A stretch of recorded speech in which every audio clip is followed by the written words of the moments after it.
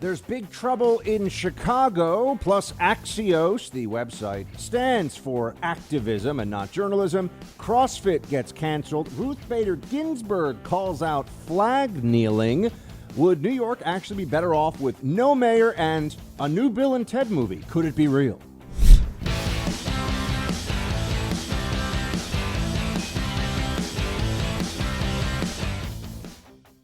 We won't be defunding our police. We won't be dismantling our police. We won't be disbanding our police. We won't be ending our police force in a city. I guess you might have some cities that want to try, but it's going to be very sad situation if they did, because people aren't going to be protected. These people do a tremendous job of protecting the citizens of our country, and that's what they're paid for. But whether they were paid or not, that's what they do. And, somebody put it very beautifully before where they said they protect people, risk their own lives for people they've never seen before. People, in many cases, they don't know. You're protecting the lives of people you don't know. And it's an incredible thing. It's a great honor to be with you all. Welcome to the Buck Sexton Show, everybody. President Trump making it clear that at least as far as he is concerned, there will not be a defunding of police. We are not going to go down that road of insanity, not without a fight at least. It's good to hear that the leader of the free world, the commander-in-chief, understands exactly what we are up against now, that this narrative of defunding the police, they'll keep shifting it depending on what the needs are at any given moment. One day it will be, no, I mean actually cut the police budgets entirely. The next day it'll be, well, just move some of the funding around to some social justice causes. I've seen other people are picking up now on what I had said, whatever it was now, 2 days ago. Law and order, social service workers. That's not going to be the best show you've ever seen. It's not going to work out. It's not going to work out very well for those social workers. That's not going to happen. Not going to be good. And all of this claim, all these claims that we should have police disarmed, as if that would make things inherently better. In fact, if you disarm police, anyone who knows anything about police tactics will understand that the likelihood of having to use exactly some of the force in order to subdue someone. Remember, if you're the cop on the street, you're the first on the scene. Yeah, you can call for backup, but you're going to have to handle the situation that arises. And if you try to arrest somebody for drunken disorderly and you don't have a gun, guess what can end up happening? You may be in a position where they come at you with what you think is a threat to your life, and you, one, don't have the ability to respond appropriately. Two, you also, in using, not having some of these additional force escalation procedures in place, the ability to escalate force, maybe you're going to go for that chokehold or something because you're really scared, because it's you or this person who is coming after you. And I know now in New York, they've passed a law to make chokeholds illegal, just now passing more and more restrictions on cops. Cops are the first ones to get called out. I saw the thing the president tweeted about Buffalo. This president, it's so hard for me because I feel like he's doing so much and gets so little help. All you see from the press is insanely negative stuff about him, and they're completely unfair, and everything he says about them being fake news is true.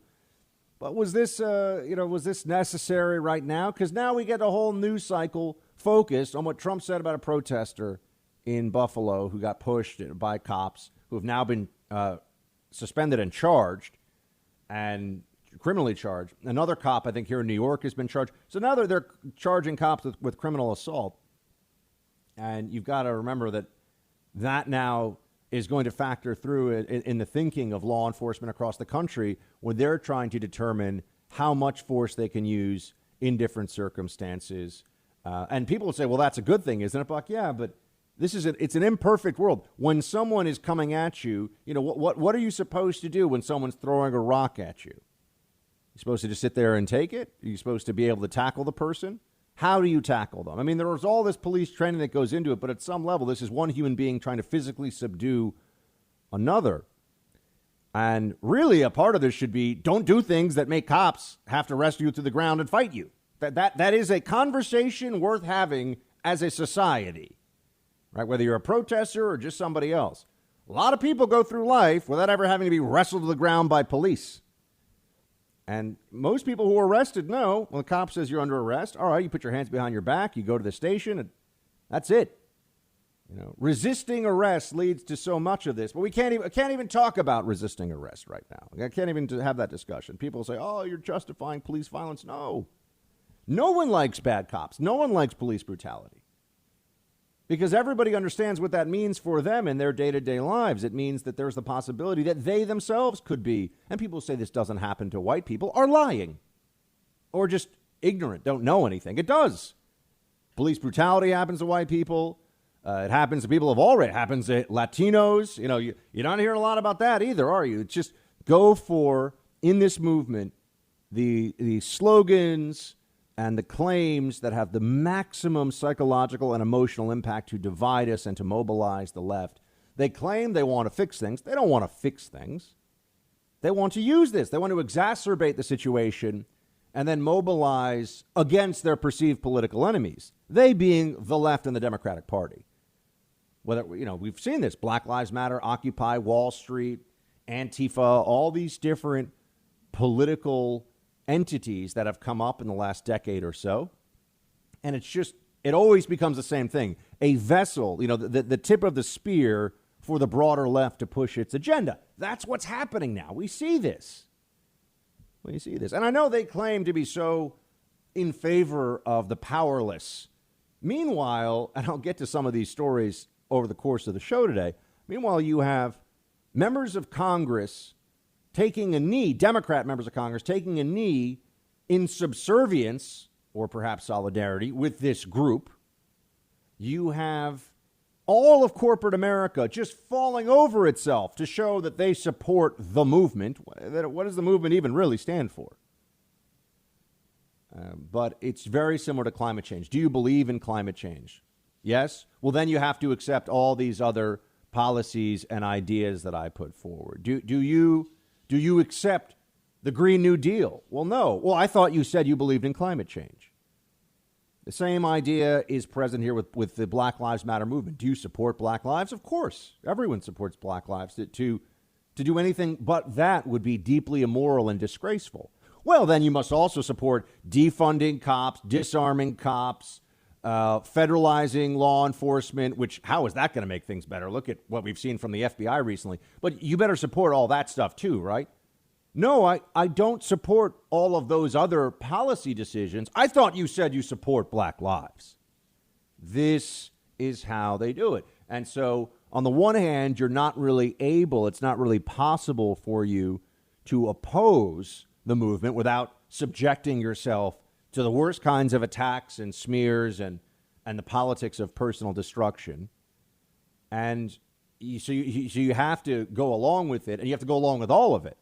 And you have the people that are a part of the movement feel incredibly self-righteous about it all, because the moment that they're challenged on a policy issue, hey, defunding cops is really stupid. It's, well, I'm here because I support Black lives.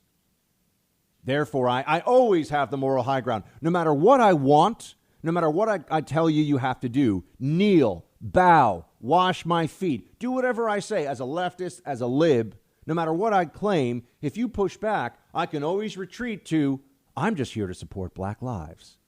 Why do you have a problem with that? And you say, well, but your whole argument here is highly dishonest. Oh, but it's the left. Of course the argument's dishonest. It's all meant to force you to do things that you don't want to do and to do things that you think are bad for society, to force you to not only be silent, but to support them. That's the big part about bending the knee. It's not enough to stand by and allow people to have their free speech rights. It's not enough to stand by and be neutral to this whole debate. You must comply. You must comply. You have no choice but to agree with them or else you're bad. That's the way this is all constructed. That's the purpose of the rhetoric, of the approach, and it's very powerful. There's a reason that all the major corporations, I mean, you look at America, where is the opposition to this movement coming from? It's not from the major institutions, and even members of the Republican Party Don't even get me started on Mitt Romney. Look, I know that I think I could still say he was a better choice than Barack Obama at the time, but it doesn't matter. I'm embarrassed. I'm embarrassed that I voted for Mitt Romney. I'm embarrassed. And this guy's walking around. Oh, yeah, Mitt Romney cares so much about the minority community that he feels compelled to march in solidarity with Black Lives Matter. Has nothing to do with Mitt Romney feeling like he's just the greatest guy in the world. The virtue signaling, you could choke on it. Oh, Mitt. Such a disappointment. Mitt is a disappointment. Marco Rubio is a disappointment. Now I understand why there was such outrage among the GOP circles, because when Trump came in, these people were exposed. And all of a sudden you realize that it was really about them. And this is true of a lot of right-wing conservative media, and it's true of a lot of politicians. And some of them have fallen in line a bit, but for a lot of them, it was really all about ego and all about them. But back to the Black Lives Matter movement. There is a transcript and audio. You can hear the audio of it, of a phone call in Chicago, which just had its most violent 24-hour period ever. There is a transcript of this phone call that is, and if you want to know how many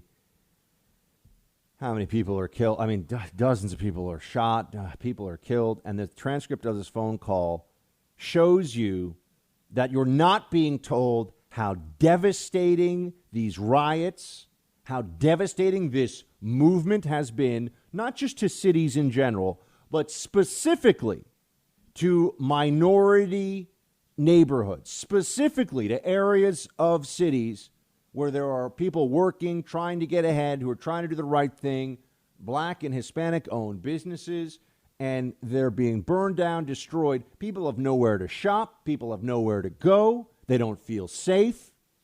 And these are African Americans in cities like Chicago who are in a terrible situation because some small percentage of the American population has decided to take it upon themselves to riot and loot and destroy. And where's the Democratic Party on this? Pushing the narrative. They push the narrative while good people, Black people, white people, all people, they push the narrative of Black Lives Matter while people suffer, while actual human beings are suffering from what has been done in weeks now of riots and protests. I'll take you through this conversation that happened in Chicago. It's stunning.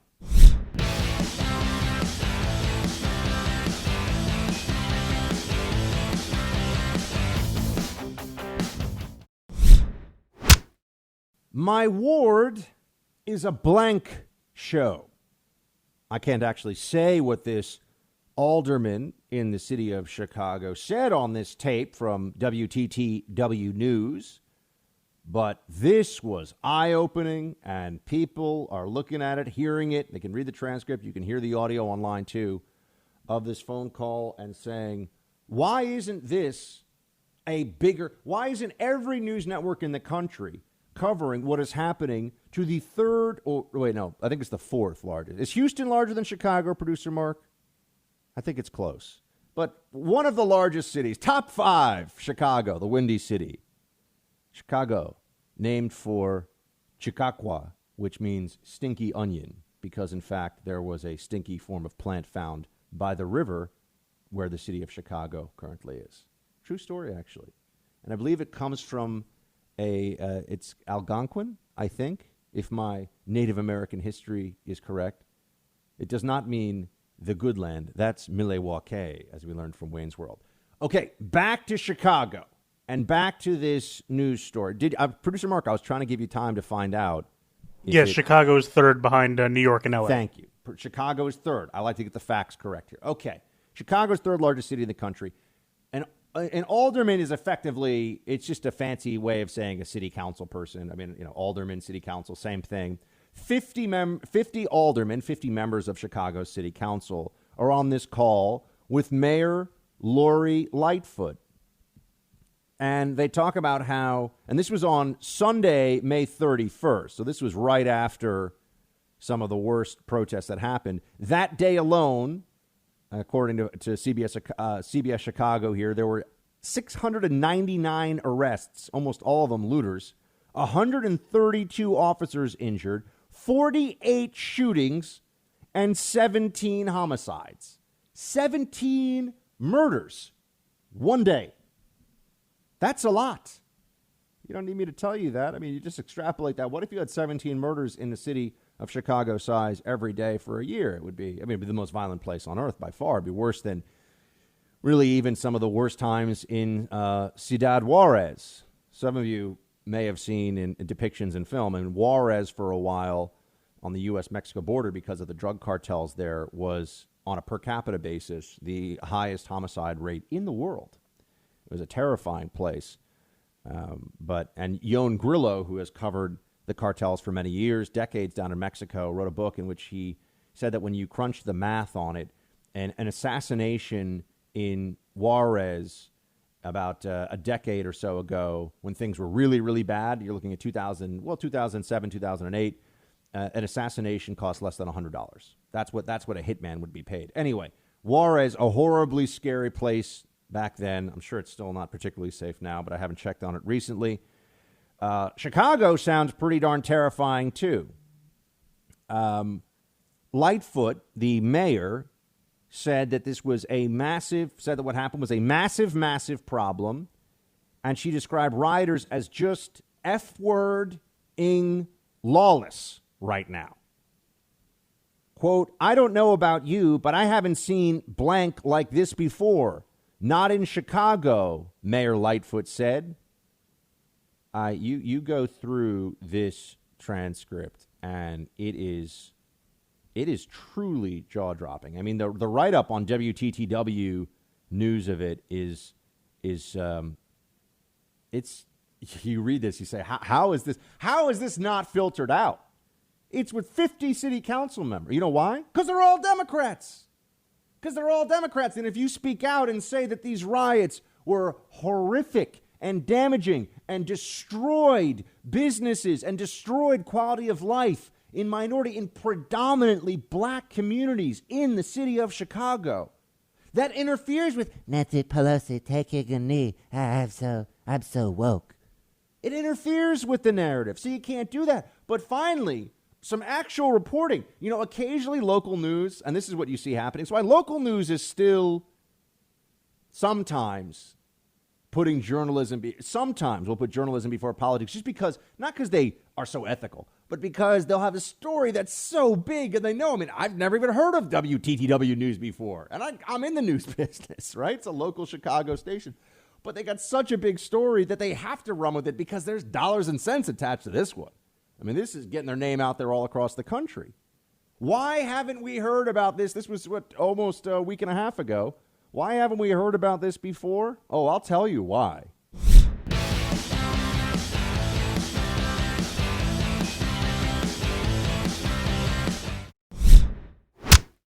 All right, so we have the audio for you of this call among the aldermen. There are 50 wards, which are like districts, in the city of Chicago. I know a little bit about this. There was a good show years ago called Boss with Kelsey Grammer that did a lot of Chicago politics stuff. And I will tell you, producer Mark, I've never really been to the city of Chicago. I went once for a day and didn't get to see anything and was just there to give a speech. So I got to spend more time in the Windy City. But this audio, you got to hear it. So Lori Lightfoot is the mayor, and she's speaking to members of the city council. And this is right after the looting and the riots and things that happened. And I would note that, New York got a lot of attention because things here with the looting were really bad last week. Last Monday, 8 days ago, the looting was terrible. And the riots that have happened here in New York were appalling. And there's been some bad stuff in D.C., but I'm going to tell you, right, and Minneapolis clearly had whole areas, buildings burned down, the police station burned down. Chicago didn't get much attention in this, and I think we're starting to see why. Tough to make the case that this is all about justice, especially justice for black Americans, when they're burning down businesses or destroying and looting businesses that are staples of black neighborhoods. where people get their food, where people get their medication. Where do they go now? That's a question that these aldermen are asking. There's a lot of finger pointing here. They're all Democrats, too. And you see, the problem that we're seeing out in the open now that we haven't before is that Democrats ruin cities, ruin them. They've ruined Baltimore. They've ruined Detroit. They have ruined city after city. You know, Newark is in terrible shape. Democrats. Find me St. Louis, mostly Democrat, I think. Terrible shape. Find me a place where there have been these riots, there's been this looting, and I'll find you Democrats in charge. Because they think that if only they tax the productive class a bit more, and if only they cut back on police, if only they tell police to stop doing so much aggressive policing, things will get better. We ran the experiment in New York in the 90s. Aggressive, effective, targeted policing brings investment into a city, raises real estate prices, and most importantly of all, and you won't hear this from the media, those cops, whether it's here at the NYPD or cops in cities across the country, when they're doing their jobs well and they're bringing murder and rape rates down, they are literally saving lives. They are preventing enormous amounts of pain and misery and despair, which overwhelmingly and predominantly is concentrated in black neighborhoods of major cities. Where is most of the... I know the stats for New York very well. I don't mean to keep focusing on this place, but this is where I am. And I can tell you that a vast majority, upwards of 90% of the homicides occur in neighborhoods that are almost entirely black and Hispanic.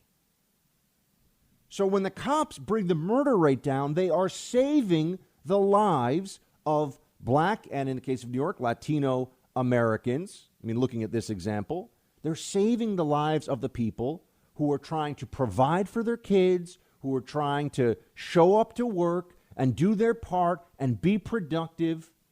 They're trying to take care of our fellow Americans. That's what cops are doing by doing their jobs. This idea that in cities where there are tens of thousands of robberies and hundreds of murders and thousands of sexual assaults and rapes, everything's going to get better if we just, cut the cops in half, cut their salaries way down, cut the numbers way down, less policing, and then people will respond. No, the bad guys are still going to be the bad guys, even with fewer cops. We learned this lesson in the 70s and in the 80s. We learned it. We've run the experiment, but liberals want to go back. They want to go back. But it's not really surprising. They still think that communism's a good idea, right? They still want to get us back to socialism. They look around the world and they take all the wrong lessons from history. This is why I think liberalism really is a form of mental illness or a delusion or something. I don't know what we should call it. Trump derangement syndrome certainly should be classified as a mental illness because it definitely exists. So I bring you now the actual audio from this, and I'm going to play it and sort of stop and jump in at some points. But this is the leaked WTTW local news station got this audio of a phone call with Lori Lightfoot and all. And remember, she is most famous from the lockdown, perhaps, for saying that, she needed to get a haircut because she's public facing for the city of Chicago, but other people can't get haircuts. Classic liberal moment there, right? Of course, the left, hypocrisy. But just listen to some of this. And I there may be some language on here, so that you will hear some bleeps. But listen to how this goes. We can't expect our police, and I don't fault them at all, to be able to control this. But I know that we asked our faith base yesterday to stand at the front line between police and looters and rioters. And I am simply not comfortable telling my churches, those people, to be the intermediary in the middle of a riot that's citywide. We need something better, because right now we only have 370 whatever National Guards on standby. Half our neighborhoods are already obliterated. It's too late. We have to come up with a better plan, because my fear is once they're done looting and rioting and whatever's going to happen tonight, God help us, what happens when they start going after residents, going into the neighborhoods? once they start trying to break down people's doors so they think they got something, or, we know that people are here to antagonize and incite, and you've got them all pumped today, they're not going to go to bed at 8 o'clock. They're going to turn their focus in the neighborhoods. I've got gangbangers with AK-47s walking around right now. I've got gangbangers with AK-47s walking around right now in the Democrat stronghold of Chicago that has banned guns effectively. But the gangbangers can get AKs. Now, is it really an AK? Does he know the difference? Probably not. But, long guns of some kind, and they're not carrying around, double-barrel 20 gauges to go clay pigeon shooting. I can assure you of that. But this guy is freaked out. He is scared about what's happening. This is an alderman. This is like a city council member. Oh, but I checked also. Do you know how many Republicans there are on the 50-seat Chicago City Council? 0. Not one. Not one Republican in the Chicago City Council. There are 6 Democratic Socialist of America seats that were won in I think it was in 2019. This is the aldermanic elections, they call it. So you have Socialists and Democrats entirely in charge. There was one lone Republican, but he has switched to being an independent now. This is unified and total Democrat control, and it is in the aftermath of these riots, it felt like a Mad Max-style dystopia, just like so many other Democrat strongholds do. And this man says this is what's going on here. Here's the mayor's going to respond at some point. Let's hear it. Waiting to settle some scores. What are we going to do, and what do we tell our residents other than good faith people stand up? It's not going to be enough. Thank you, Alderman. Next question. Well, no, I want an answer. You. It was real quick, just so you caught it. The mayor jumped in there to say thanks. Next. That's what the mayor did, okay? The mayor of Chicago is being told by somebody who represents a district. And, I keep saying alderman, but it's too. I don't know why Chicago. It's some historic thing where they have the alderman system. But anyway, why they represent a city district of Chicago. This guy represents the city district, and he's a Democrat. He might even be a socialist. And he's saying, hey, look, this is crazy what's going on in my area. What are we going to do? We can't. Cops can't control this. And the mayor goes, next question. That's it. But I want an answer. It's not something you ignore. This is a question that I have. I think you're 100% full of shit, is what I think. If you think no offense, you then. Who are you to tell me I'm full of shit? And if you think we were not ready and we stood by and let the neighborhood go up, there's nothing intelligent that I can say to you. Well, maybe you should come out and see what's going on. The stupidest thing I have ever heard. I understand you want to preen. I understand that you think that you... Mayor, you need to check your attitude. That's what you need to do. Right now, no.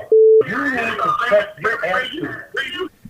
I'm just wondering, do you get any sense in the media that there was this kind of dissent among Democrats?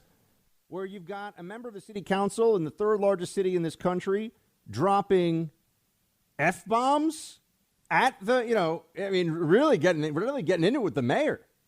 I mean, I kind of wish some people in the city council here would do that to de Blasio, but because people are outraged, because their neighborhoods are destroyed. And there's no help coming from City Hall. Lori Lightfoot wasn't getting it done.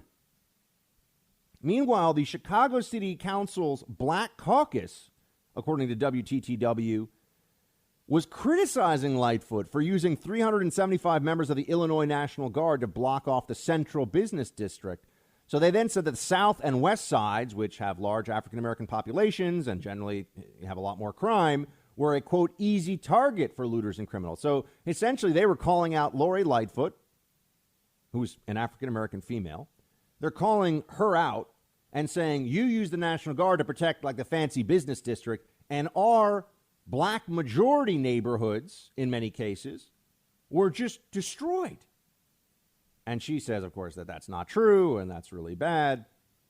I mean, this whole conversation, she said, we've been working our ass off. I think I can say that on radio, all over the city. And she's basically saying, what do you want me to do about this? I mean, that goes on. The conference call goes on for quite a while. Lightfoot here said a crowd of 30 to 40 people gathered outside a clothing store and on Michigan Avenue as a, quote, dude with a sledgehammer, end quote, broke into the store to allow it to be looted. I don't know about you, Lightfoot said, but I haven't seen blank like this before, not in Chicago. It's absolutely incredible that no one talked about this. Sadlowski Garza said, my ward is a blank show. They are shooting at the police. I've never seen the likes of this. I'm scared. These are the politicians elected to protect the city of Chicago. They're basically having a mental breakdown together while the mayor is like cursing and freaking out at people. This is a massive, massive problem, Mayor Lightfoot said. People are just blanking lawless right now. Sadlowski Garza wept as she told Lightfoot new businesses had been destroyed while other shops were being protected by owners with guns. Oh, wow, you mean people with Second Amendment rights can actually defend themselves effectively against riots and looting? I wonder why that didn't make the top of the CNN news ticker. Lightfoot told Lopez he was 100% full of blank. Well, blank you, Lopez responded. Mayor, you need to check your blanking attitude. I mean, it's amazing. They're worried. They talk here about being worried about people becoming vigilantes. They're also saying, and this is another part of this, that they don't really make any effort to tell us about in the news media overall, and that is that there are huge concerns about what happened to these neighborhoods. Here's one. Remember, they're all Democrats. Not a single Republican on this whole city council. So this is all Democrats talking to each other. One said, quote, I feel like I'm at ground zero. My major business district is shattered. Why would Walmart or CVS come back to our communities? It's like the wild, wild west out there. Whew. Yeah. No shock there, folks. Why would Walmart or CVS come back in after their stores have been looted and burned out? Why would they? They're making business decisions. But you know who relies on those stores?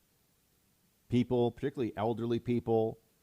There are elderly black Americans in some of these, and all Americans. But we're focused on what this means for the minority community, at least in the media narrative, right? That's what this is. Black Lives Matter. That's what this is all about. You have elderly black Americans who have no way of getting food because their stores are gone, can't get medication. And this is what the city council members are saying. And the businesses aren't coming back. Why should they come back? But you didn't hear about any of this, did you? No. It was all, what did Trump tweet this morning? Can we make that into a big news story? Not the complete disarray and ineptitude and the absurd incompetence of the entirely Democrat-controlled city of Chicago and the infighting that did not lead to anyone speaking out to the press, of course, because got to protect the left, got to protect the party. The infighting over the clear inability to protect their neighborhoods and to do what they were supposed to do for their constituents. Protecting people's lives and property is step one of governance, right? Didn't happen here. It's a scandal, and it's one that you almost didn't hear about.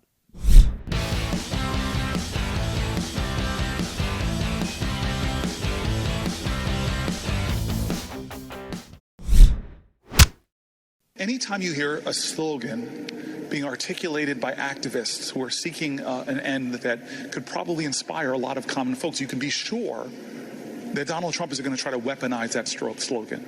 He tried to weaponize Black Lives Matter. He tried to weaponize a Green New Deal. And he's trying to weaponize these. But again, listen to the activists, the spirit of what they're calling to. A society that invests in human well-being, therefore not necessitating as much of an investment in police departments. Don't listen to their words. Listen to their spirit. Yes, this is former Democrat presidential candidate Cory Booker. Don't listen to the things they say. Feel their energy.